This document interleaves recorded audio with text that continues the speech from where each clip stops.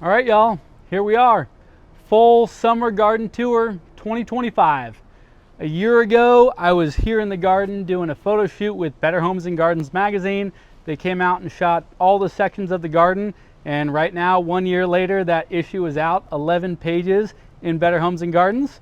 But right now, I get to take you through the garden in midsummer, just as it was then, show you all the sections, my orchard, my raised garden beds with all my summer veggies, my subtropical food forest, kind of everything in between. I'll talk a lot about the different varieties I'm growing, some of the pruning that I'm doing, some of the pests or disease that I have, my fertilizers, my irrigation system, a lot of the things that y'all ask me about often.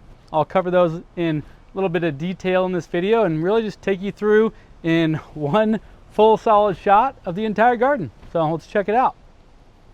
Starting up here on my back deck, I've got my barbecue and then a little bit of a nursery over there.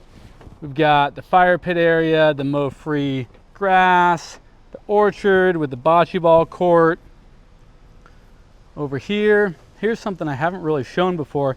This is actually a seedling fig tree that popped up in a crack next to my porch. Ended up being a male fig, so makes little fruits, but they're not edible. So what I did is I pruned it like a grape cordon to some 2-bud spurs, and then because it was not an edible variety, this year I grafted on a bunch of different varieties of figs to it. So each of these little spurs with a sign on them are little grafts that I've done. This one right here is already starting to put on fruit. This is a yellow long neck fig. So I just did a little wedge graft there. And yeah, getting a lot of different varieties of figs on a fig tree that otherwise did not produce edible fruit. Got the avocados right here, a couple of the few that I have here in my backyard. Some fruit on them this year. Then getting into the orchard slash bocce ball court. This is a project that I did last year. Stabilized, decomposed granite, holding up really well 1 year later with redwood 4x6 as the rails there. A couple of volunteer sunflowers. I've got Fuyu persimmon on this side, Fuyu Giro, and giant Fuyu on this side. All my trees are planted on just a 6-foot spacing, and I keep them all to about 8 feet tall. So summer pruning, winter pruning, a lot of videos on my channel showing the pruning of all the fruit trees back here, and they all produce at different times. So this right here is a Spice Z Nectaplum. I just harvested the last of those a few weeks ago. This one right here is a Double Delight Nectarine, and I just harvested the last of those. Might be a couple still on there, but I basically harvested the best of the last a couple of days ago, and now I'm just starting to harvest the O. Henry peaches. This is a beautiful mid to late season variety that makes these enormous, delicious freestone peaches. So O. Henry peach is what I'll be harvesting for a little while. Then once that one's done, I'm going to start to harvest this Asian pear. This is a Shinseki Asian pear. It's the first year it's got a real nice crop on it. After that, I'll be harvesting this jujube.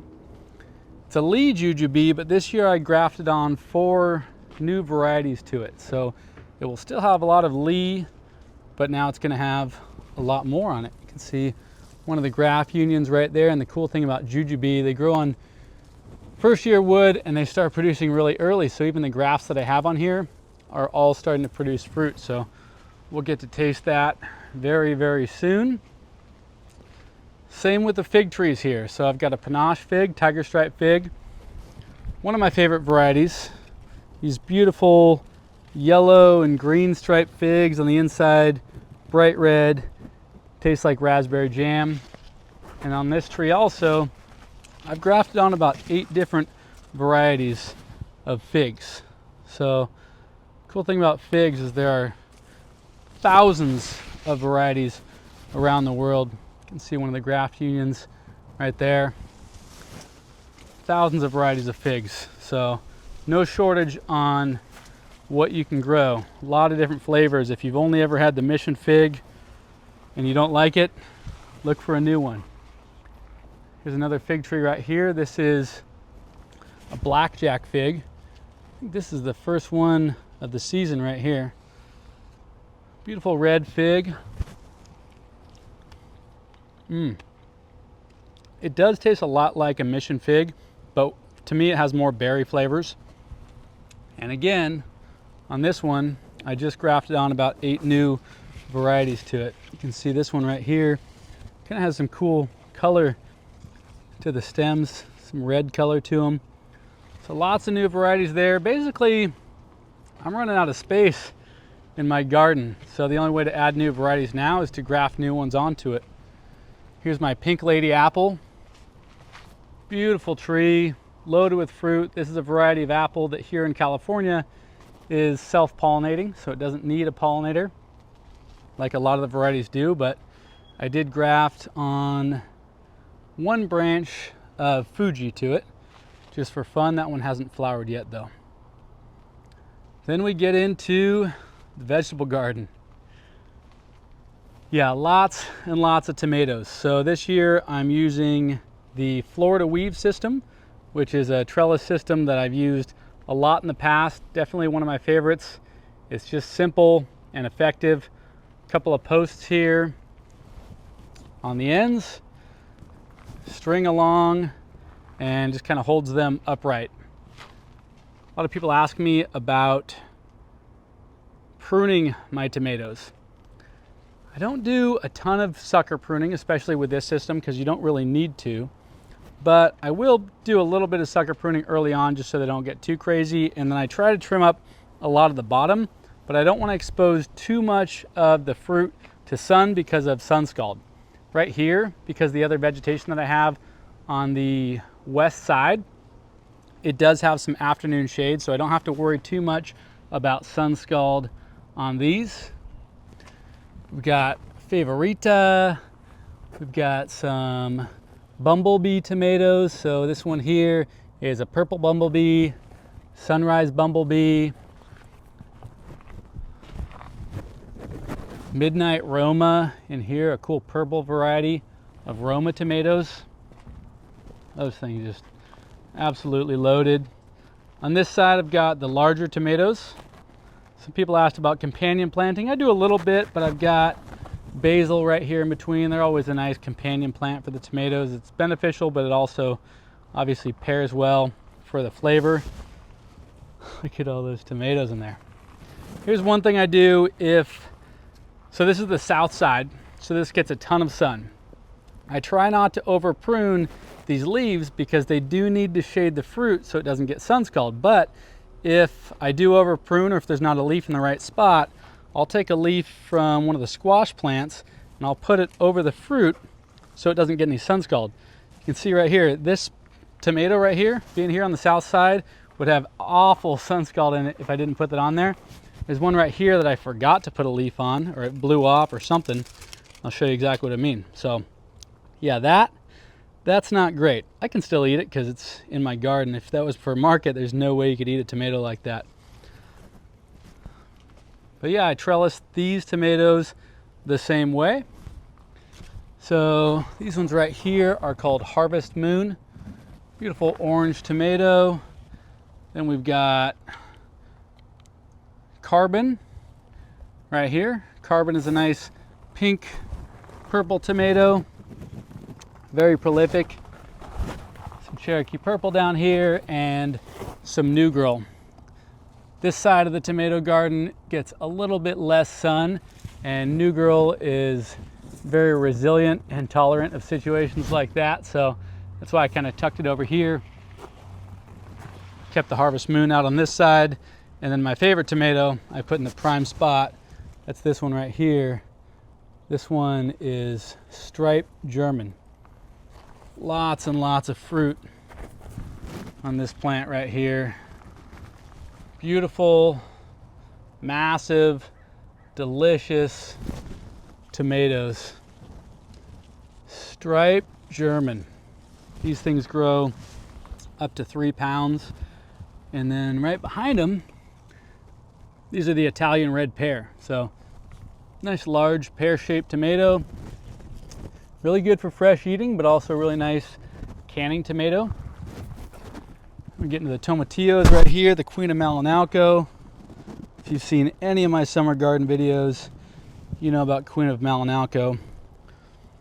Very unique tomatillo. It's yellow, has this different shape. They kind of get cracked like this, at least for me in my climate, but they have a really cool, like tropical fruit flavor to them. Queen of Malinalco. This bed right here is all Pepino Dulce. Pepino melons. You can see some of them right there. These aren't quite ripe yet. They'll be yellow with purple stripes when they're fully ripe, and they taste like a sweet honeydew melon.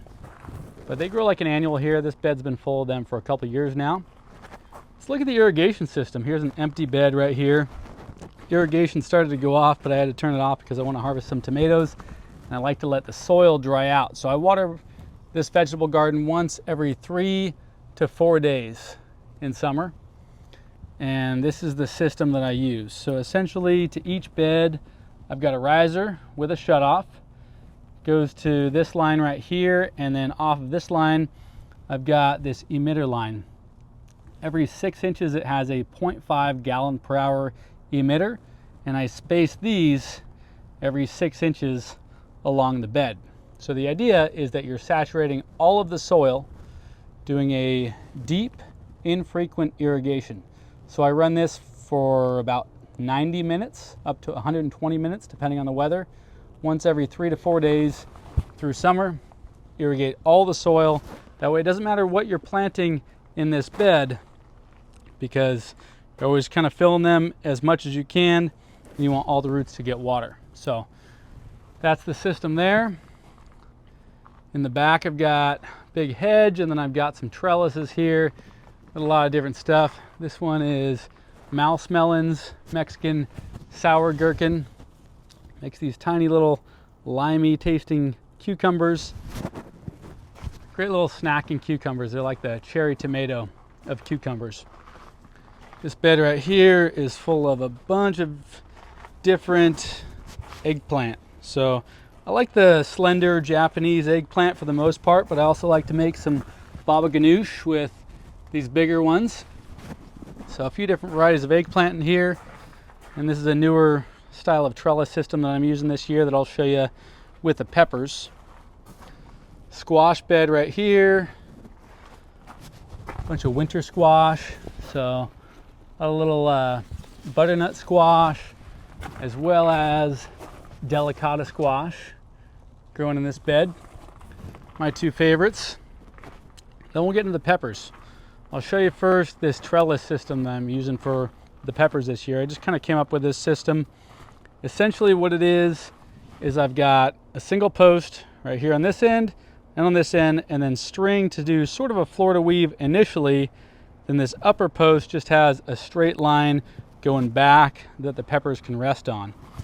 And that's working pretty well to support them, and they are some happy peppers. These are Carmen peppers right here. I stopped growing bell peppers a few years ago because I just wasn't happy with how productive they were and the size of them. Started growing Carmen peppers and Escamillo, which I'll show you in a minute. And they are extremely prolific and very delicious. There's the Escamillo back there. So on this side, Escamillo peppers. Similar to the Carmen, but these are yellow instead of red. Also massive, delicious peppers. A couple of really nice ones, and then in the center here, Jimmy Nardello. These are becoming a lot more popular among chefs, so you're probably starting to see Jimmy Nardello a lot more than you were in the past. Excellent Italian frying pepper. This bed has the spicy peppers, except these ones are kind of a false spicy pepper on this side. These are habanada peppers. So they look and taste like habanero. Of course, these aren't ripe yet. They'll be bright orange like a habanero once they're ripe. Just look how prolific these things are. These things are so loaded down with fruit. The cool thing about them is that you get all the flavor of the habanero without the heat. So you can add them to habanero hot sauce to kind of mild it down a little bit. In the center here, got a bunch of shishito peppers, also doing real well. And then on this end, my favorite spicy pepper, these are the Fresno chilies. Basically have the heat of a jalapeno. This variety is called Flaming Flare Fresno chili. So they get the heat of a jalapeno, but they get red like this and they get super sweet. So they're my favorite for making chili powder, or I'll put them on the smoker. I'll make chipotle peppers with them. I always make a big hot sauce every year, a big sriracha sauce. Behind the peppers here, I've got the arch trellises with a few different things growing over them. First, we'll start here with something that's not doing great. Again, we got more tomatoes right here on this end. But this, you'll recognize, is powder mildew. I've not had issues with powder mildew very much before, especially in the summertime. But my tomatillos this year, at least on this end of the garden, have been completely overcome with it. So what will I do? I'm just going to remove them. I'm going to harvest all these tomatillos and remove them. I think there are certain ways that people treat powder mildew, but for me, they're just going to be done. Fortunately, the cucumbers here haven't gotten much of it yet. I noticed a little bit today, so I pruned off any of the leaves here that had powder mildew on them. Helps with the airflow. This is a pickling cucumber. I've been harvesting about a dozen a week on this and making tons and tons of pickles. The variety is called Gershwin. So these little tags are from my annual plant sale. I do a big plant sale once every spring. Sell all the varieties that I grow here in my backyard. And right here we've got some melons. These are snow leopard melons, so it's like a honeydew melon with a really cool print on it. I wanted to grow small melons on this trellis so that they can support themselves as they're growing up. You see up here, I've got some little watermelons. Hopefully these things will be able to hang on there until they're ripe. This one just fell off the other day and it was low enough that it didn't burst on the ground, but this thing at this size was hanging, and I'll tell you what, this thing is heavy. So got some watermelons growing on here, and then Armenian cucumbers. This one's way larger than you would want to grow an Armenian cucumber, but I still like freezing them at this size and adding them to smoothies. Striped Armenian right here. This is the perfect size, I think, to harvest these things. Not a true cucumber, technically it's a melon, but looks and tastes like a cucumber, and they really thrive in the heat and they grow super fast. I mean, these grew to the top of this trellis faster than anything else in the garden here. This right here is called a mojito cucumber. So they're these small, kind of seedless cucumbers, thin skin, really prolific, really delicious mojito cucumber. Look at that, all over that plant. One of the questions a lot of people ask about the garden is what fertilizer I use. EB Stone is the brand. Sure Start is kind of what I plant everything with, and then they have fertilizers for fruit trees and citrus and vegetable gardens. But fertilizer, as we know, it's like one small part of the equation, but that's what I use. Check out the food forest. Check this out. These are all passion fruit growing along this rope right here. These things will turn purple soon. So delicious. They're all coming from this one plant along the backside of my garage right here. So it's a detached garage on the back of my house. I put up this trellis. If you've been following on Instagram, you saw that I pruned this thing completely back this year, so it was completely bare, but it's filled back in, and there it is. Here's kind of a new section of my garden right here, little nursery where I'm growing up some fig trees and a bunch of the banana pups from the banana trees. Namwa banana, you can see right there. We've got a big rack of bananas coming on right now. So that's exciting. Got another one on the back side of this. We get into the dark food forest right here. Too many plants to list in this. I do have a full video on the food forest here. This one's moringa. Got some avocados. I've also done some grafting recently on the avocados. So this one has 3 varieties on it now. More passion fruits growing over the top. There's another rack of bananas happening right there. Let's see if we can get that into view. Another rack of bananas. It's gonna be a good banana year. This big tree right here is called ice cream bean. It's a great nitrogen fixing plant. So it's a legume with big bean pods, and surrounding the beans inside the pod there's a white fluffy fruit that tastes a little bit like vanilla ice cream, and I got to harvest a few of those from this last year. A couple of white sapote right here. I've done a bit of grafting on these as well, so I've grafted on 3 new varieties of white sapote to these trees, but they've got real nice crops on them. They're like a tropical custard fruit, one of my all-time favorite fruits, and it's a subtropical that actually is adapted to do really well in our Mediterranean climate.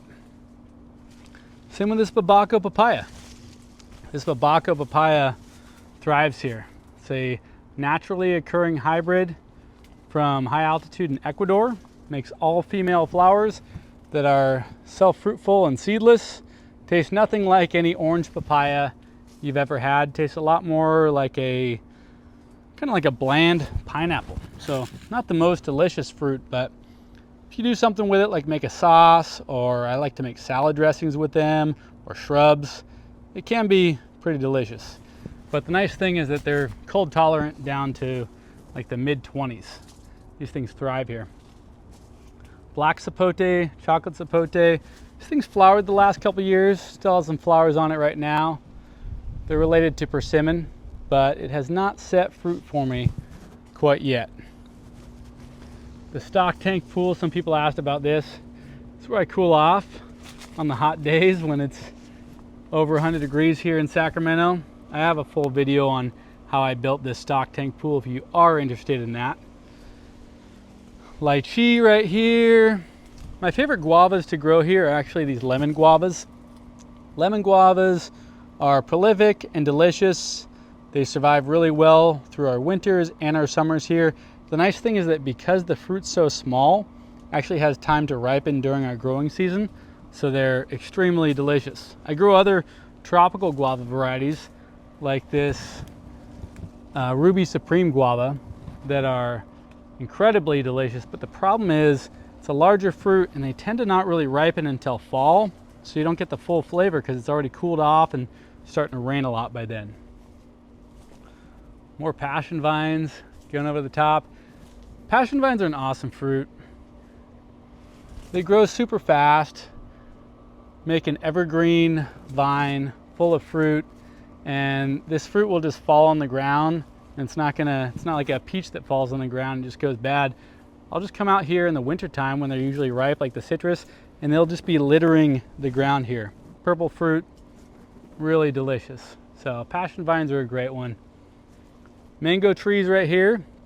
I don't have any fruit right now on any of these mangoes because I keep removing the fruit. I'm trying to make these trees strong and healthy, and we've been fortunate the last few winters to have pretty mild weather, so they've survived just fine, thriving. I'll give them a couple more years, then maybe start to let them hold some fruit, and we'll see what happens. Speaking of first fruit, jaboticaba. This tree gave me 1 fruit this year, which is actually pretty good considering it's 6 years old and they usually don't fruit until they're about 10. So that was an exciting one. One of the new fruits I've got here, well, new plants, hasn't fruited yet. This one is called peanut butter fruit. We'll see if it'll fruit here. I've had it for about a year, so it survived through winter. It's doing all right here through summer, and we'll see if it eventually fruits. But a lot more going on here. This one is a tropical jujube. These are really good. I think it's related to the other jujube, but the fruit tastes completely different. I think it tastes kind of like a coconut water or like a young coconut fruit. Really mild, refreshing flavor. And these trees grow super fast. One of the things I've been doing in here a lot is pruning. Super heavy pruning through this area because I still want to keep everything within reach. A lot of these trees grow super fast and I need enough light to get through to the rest of the garden. So a lot of pruning here in the food forest. Star fruit here, grumichama. Got some turmeric growing in here. Mexican sunflower. This is one of the chop and drop plants that I grow. So I started this from a cutting. These things grow incredibly fast. Cut them down, chop them up for mulch, and they have nitrogen, phosphorus, and potassium, just like animal manures do. So I feed that back to the soil. Then we get into the little seeding area, fire pit area here. Got the massive staghorn fern hanging on the fence. The navel orange tree, one of the only things here in the garden when I moved in, along with the two big camellia trees right here. So that's a little fire pit area. Back of the food forest. Another chop and drop plant. This is vetiver grass. So I chop this thing a few times a year, mulch it down into the garden. Really nice mulch, really good way to feed the food forest. Standing out here on the mow-free sod. Just kind of a low maintenance lawn. I only water this twice a week, so it doesn't look great in midsummer, but it's low maintenance and my dog Burdock loves to run around on it. Here's my little hot tub area. Fern Gully. This is grown in nicely. This is essentially just an inflatable hot tub I bought at Costco. Put it inside this livestock tank. And it's beautiful. My next project will be right here. I'm going to do a little paver patio. I just, with the help of a plumber friend of mine, installed an outdoor shower right here. So ran this copper pipe up the back of this tree limb. So you turn it on, it's essentially like the shower is coming out from the branch of this tree. Copper knobs and all that good stuff. Let's see if it works. Oh, it works.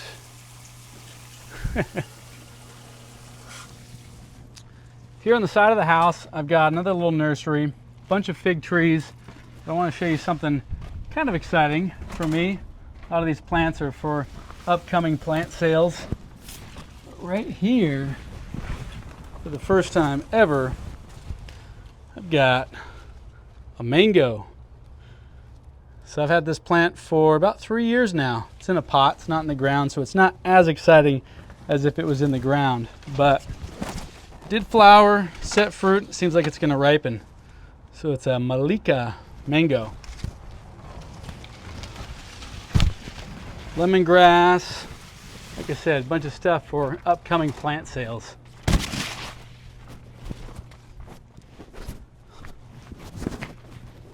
And that's kind of it for the garden. So I know it probably didn't answer all the questions y'all had about the garden, but I was able to show you the space. Hope you enjoyed it. If you do have more questions about my garden or your garden, ask them in the comments below. If you like this video, hit that like button, and if you want to see more garden videos, consider subscribing. Happy gardening.